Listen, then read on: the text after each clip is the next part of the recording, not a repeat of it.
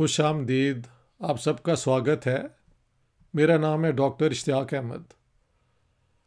अभी अभी ख़बर आई है कि खैबर पख्तूनख्वा हुकूमत ने वो लीगल प्रोसीजर कामयाबी से कंप्लीट कर लिया है, जिसके बाद अब बॉलीवुड के दो बहुत बड़े लेजेंड, बॉम्बे फिल्म इंडस्ट्री के मेरे ख्याल से सबसे बड़े नाम जो हैं, दिलीप कुमार साहब और राज कपूर साहब, इनके जो अभाई घर हैं, एंसेस्ट्रल होम्स, वो हुकूमत ने एक्वायर कर लिए हैं और अब ये ऐलान हुआ है कि ये म्यूज़ियम बनेंगे।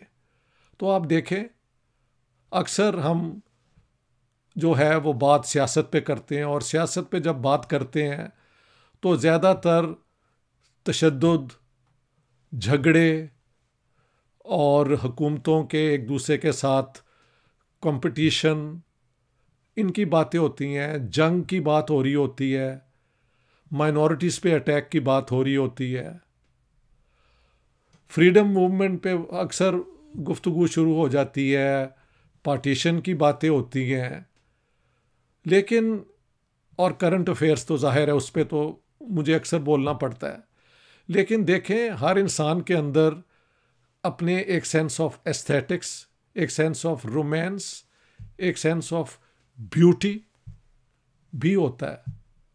और जैसा भी वो हो, जितना पढ़ा लिखा हो, जो भी उसकी सोशल स्टैंडिंग हो, हर एक के अंदर एक सेंस ऑफ सेंसिटिविटी होती है। हाँ, ये मान लेना बड़ी अच्छी बात है।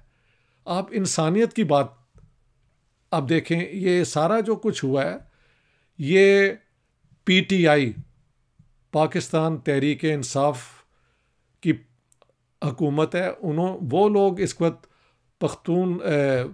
खैबर पख्तूनख्वा में हुकूमत उनकी है, तो उनकी बाकी सियासत जो है वो भी आपके सामने है। लेकिन इस किस्म की जो पॉजिटिव चीज़ें हैं, इनपुट, जाहिर है उसके अंदर उनके वर्कर्स, पेशावर के जो सोशल एक्टिविस्ट हैं, जो वहाँ उनकी कल्चरल हिस्ट्री को समझते हैं, जो एक शेयर्ड कॉम्पोजिट कल्चर की बात करते हैं, हिंदू, मुसलमान, सिखों का, बल्कि ईसाइयों का भी मिलके जो बना, और उसमें फिल्मों का बहुत बड़ा हिस्सा है। मैं समझता हूँ कि मॉडर्न दौर में आवाम को एक जगह पे इकट्ठे करके और उनको मैसेज देना, वो उसमें सिनेमा का बहुत बड़ा रोल है। और मुझे याद है पृथ्वीराज कपूर साहब ने एक दफ़ा कहा था कि जो ये सिनेमा हॉल्स हैं, ये इबादत गाहें हैं, क्योंकि यहाँ पे इंसानियत की बात, बुरे और अच्छी की बात, सच और झूठ की बात, प्यार और मोहब्बत की बात, दुश्मनी की बात, ये सब चीज़ें लाई जाती हैं और कोई ना कोई सोशल मैसेज दिया जाता है। ये बहुत खूबसूरत बात है। और पृथ्वीराज कपूर जो हैं, वो तो राज कपूर साहब के वालिद थे, उनके ऊपर भी एक दिन मैं प्रोग्राम करूंगा। लेकिन आज जो बात है वो इन दो ग्रेट एक्टर्स जो बहुत करीब थे एक दूसरे के, उनके मुतालिक मैं जो मेरा पर्सनल एक्सपीरियंस है ना, उनकी बात करना चाहता हूँ। देखें, जिस फिल्म में मेरे, आप कहते हैं, एक सोशल अवेयरनेस में सबसे ज़्यादा रोल प्ले किया, वो थी राज कपूर साहब की आवारा। मैंने वो फिल्म एक ज़माने में तो लाहौर में every day in a week जाके देखता रहा हूँ मैं। This must be 1959, 60, 61। अब ये मुझे याद नहीं है वो कौन से साल थे, लेकिन मुझे याद है कि पैलेस सिनेमा, रतन सिनेमा, सनोबर सिनेमा और कैसर सिनेमा में ये बार बार ये आवारा लग जाती थी। इसकी स्टोरी ख्वाजा अहमद अब्बास ने लिखी थी और इनके साथ साठे, ये महल महाराष्ट्रियन थे, इन दोनों ने उसका स्क्रिप्ट तैयार किया था और इसके गाने बड़े सुहाने थे। लेकिन इसमें सोशल मैसेज जो था वो मुझे बहुत अपील करता था कि गरीब और अमीर के दरमियान प्यार भी हो सकता है। उसके अंदर जो दीवारें खड़ी होती हैं और जो उनके साथ पूरी एक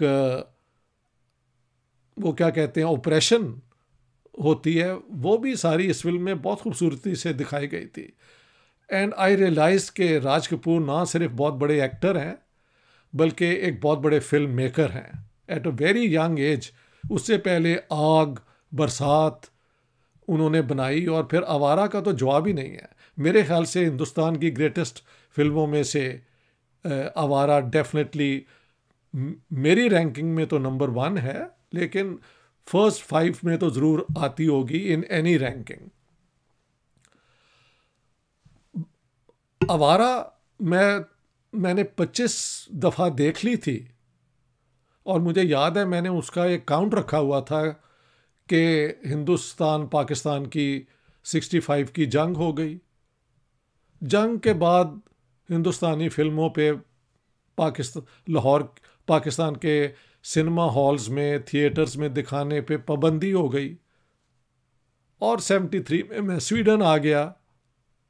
लेकिन मेरे दिल में हमेशा ख्वाहिश थी कि ये पुरानी फिल्मों के साथ किसी ना किसी तरीके से रिश्ता कायम रखा जाए। फिर वीडियो का ज़माना आया, स्टॉकहोम तक इंडियन फिल्म, पाकिस्तानी फिल्में देखने का हमें दोबारा मौका मिला। पुरानी फिल्में, नई फिल्में, जिसमें आवारा के साथ दोबारा रिश्ता कायम हुआ। और हमारे यहाँ पे होते थे भट्टी ब्रदर्स, रिफत भट्टी, खुशनूद भट्टी, वो ये वीडियोस जो हैं वो रेंट आउट करते थे। तो एक दिन 1986 में मैं वहाँ गया हुआ था, तो स्टार डस्ट का लेटेस्ट जो है ना मैगज़ीन, वो वहाँ पड़ा था। इत्तेफाक से मेरी आँख उस पर पड़ गई और वहाँ मैंने देखा कि राज कपूर साहब का इंटरव्यू था जिसमें लिखा था कि सो वी आर फ्रॉम समुंद्रू। मैं एकदम समझ गया, समुंद्रू नहीं, समुंदरी, क्योंकि समुंदरी जो है वो फैसलाबाद यानी लायलपुर के पास एक छोटा सा कस्बा है। अब तो सुना है बड़ा शहर बन गया है। मुझे पता था कि राज कपूर साहब के वालिद साहब जो हैं उन्होंने एक दफ़ा 1970s में, उनकी वफ़ात से पहले, मैं ख्याल ये वो हस्पताल में थे जब उन्होंने ये रिकॉर्ड कराया था अपना इंटरव्यू, जहाँ पे उन्होंने पेशावर और समुंदरी में उनका बचपन गुजरा, क्योंकि उनके वालिद साहब ने वहाँ पे ज़मीन एक्वायर कर ली थी और वो लोग वहाँ पे भी रहा करते थे। तो उस इंटरव्यू की बुनियाद पे मैंने फिर राज कपूर साहब को ख़त लिखा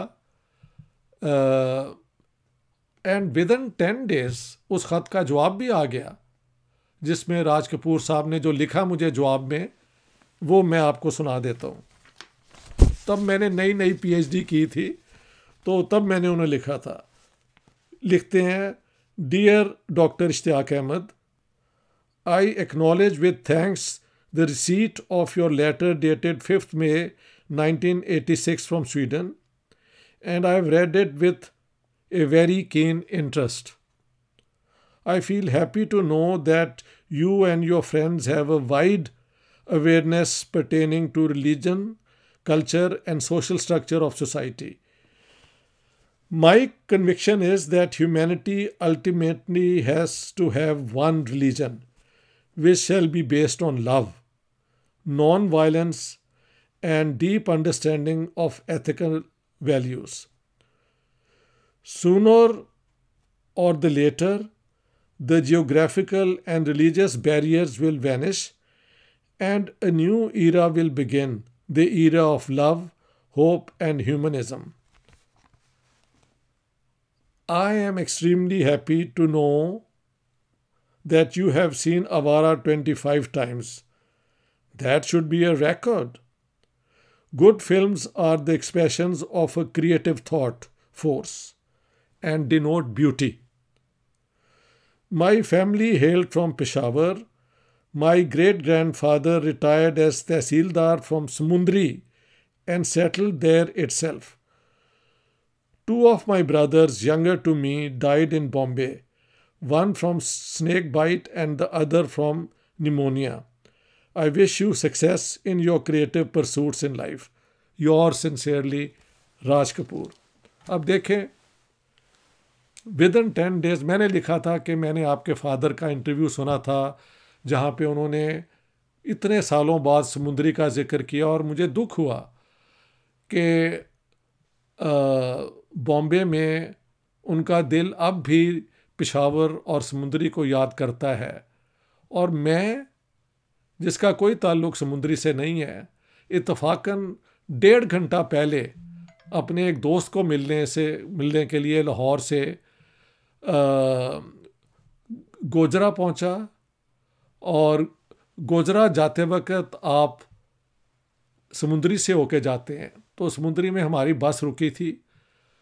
1.5 घंटे बाद राना अफजल के घर जब ऑल इंडिया रेडियो लगाया गया, तो आपके वाले साहब का ये इंटरव्यू आ गया, और फिर हमने डिस्कस किया कि यार पार्टीशन ने किस तरह ये दीवारें खड़ी कर दी, लेकिन लोग अपने घरों को, अपने दोस्तों को याद करते हैं। मुझे याद है हबीब पहलवान का बार बार जिक्र समुद्री के हवाले से किया था राज कपूर साहब ने। तो ये उनका बड़ापन था कि उन्होंने ख़त का जवाब दिया। 88 में उनकी डेथ हो गई, तो उन्हें मिलने का मुझे मौका नहीं मिला। लेकिन आवारा और राज कपूर की बाकी फिल्मों के अलावा जिनका बहुत ज़्यादा असर हम सब पे हुआ, वो थे दिलीप कुमार। रोमांटिक फिल्मों में और ख़ास तौर पे ट्रेजेडी की थीम पे जो फिल्में बनी, उसमें आप मेला, दीदार, बाबुल, जोगन और बेतहाशा और नाम मुझे एकदम अब भूल रहे हैं, अंदाज, जिसमें राज कपूर और दिलीप थे, मेरे ख्याल से बहुत बड़ी फिल्में हैं। तो दिलीप कुमार के साथ भी मेरी बहुत उनसियत थी और बहुत लोगों की थी।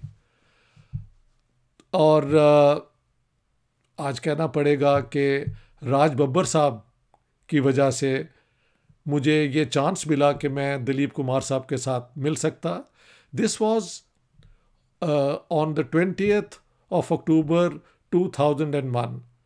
राज बब्बर साहब को पहले मैं मिलने गया दोपहर के वक्त, उन्होंने फ़ोन किया, दिलीप साहब ने एग्री कर लिया, फिर मैं उन्हें जाके वहाँ पे मिला और रात के 10 बजे मुलाकात हुई। तो जब उनसे मुलाकात हुई तो honestly I was charmed by the man, very attractive, very handsome, very kind and very cultivated look थी उनकी। बड़े प्यार से मुझे मिले और बातें हमने उर्दू में शुरू की, लेकिन उन्होंने कहा कि नहीं आज गल पंजाबी च होएगी। तो हम वो हिनको बोलते रहे, मैं लाहौरी पंजाबी बात करता रहा और 20 मिनट का ख्याल था कि हम बैठेंगे। ये महफिल कोई 10 बजे शुरू हुई और रात के 12 बजे के बाद जाके ख़त्म हुई। इस दौरान उन्होंने कहा कि आपको भूख लगी है? मैंने कहा जी मैं तो खाना खा के आया हूँ। कहा नहीं, कहो कि यार भूख लगी है तो ऑमलेट मंगवा लेते हैं। मेरी बेगम जो है सायरा, वो मुझे ये चिकना खाना नहीं खाने देती, लेकिन आप ऑमलेट अगर मंगवाएंगे तो मैं आपके साथ खा लूँगा। तो बिल्कुल ऐसे ही हुआ, ऑमलेट आ गया और एक ही प्लेट से हम दोनों ने खाना खाया। दिलीप साहब से मैंने पूछा राज कपूर साहब के मुतालिक, तो कहा कि बहुत करीबी मेरे दोस्त थे और बहुत हमारा प्यार था। हमारे तो ख़ानदान एक दूसरे को पेशावर से जानते थे।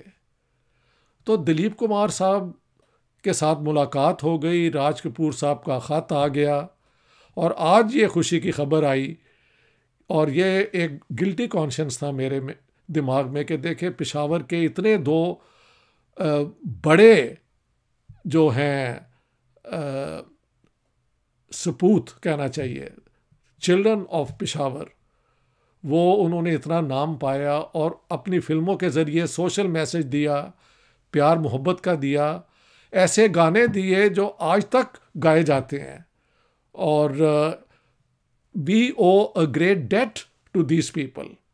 तो मैं मुबारकबाद देना चाहता हूँ पीटीआई की हुकूमत को, खैबर पख्तूनख्वा की हुकूमत को, कि उन्होंने ये प्रोसेस कंप्लीट कर लिया है और ये भी ऐलान किया है कि ये दोनों घर म्यूज़ियम बनेंगे। और जब ये म्यूज़ियम बनेंगे तो जो शेयर्ड हिस्ट्री है ना, वो हमेशा के लिए सेव हो जाएगी। यानी पार्टीशन तो हो गई, दो मुल्क बन गए, उसमें बहुत लोगों की जानें गईं, लोग अपने एक घर से बेघर हुए, वो एक हिस्ट्री है। लेकिन जो होता है ना शेयर्ड कल्चर, वो कभी ख़त्म नहीं होता अगर आप जो भी कोशिशें होती रहें। तो ये एक बहुत बड़ा प्रोग्रेसिव हैप्पी न्यूज़ है जो आया और मैंने उसके ऊपर वीडियो बना दिया। मेरा पैगाम हिंदुस्तान और पाकिस्तान के लोगों को है कि देखें, आप अपनी अपनी स्टेट्स की साथ लॉयल भी रहें, लेकिन आप अक्रॉस द बॉर्डर हेट्रेड का जो मैसेज है ना, उसको रिसीव ना करें, क्योंकि अवाम के अंदर शायद वो हेट्रेड नहीं है जो ऑफिशियली प्रीच की जाती है। तो आप अपनी बेस्ट क्वालिटीज़ के ज़रिए जो अच्छाई है ना दूसरी तरफ, उस पर भी नज़र डालें। और दिलीप कुमार और राज कपूर पेशावर के, the two sons of the soil of Peshawar, आज उनके घर जो हैं वो म्यूज़ियम डिक्लेयर कर दिए गए हैं। तो इससे बड़ी खुशी की खबर क्या होगी सब कॉन्टिनेंट के पीस लविंग लोगों के लिए। तो there I would like to end, this is the happiest news I have received. All the best, and I'll be catching up with you very soon. Bye for now.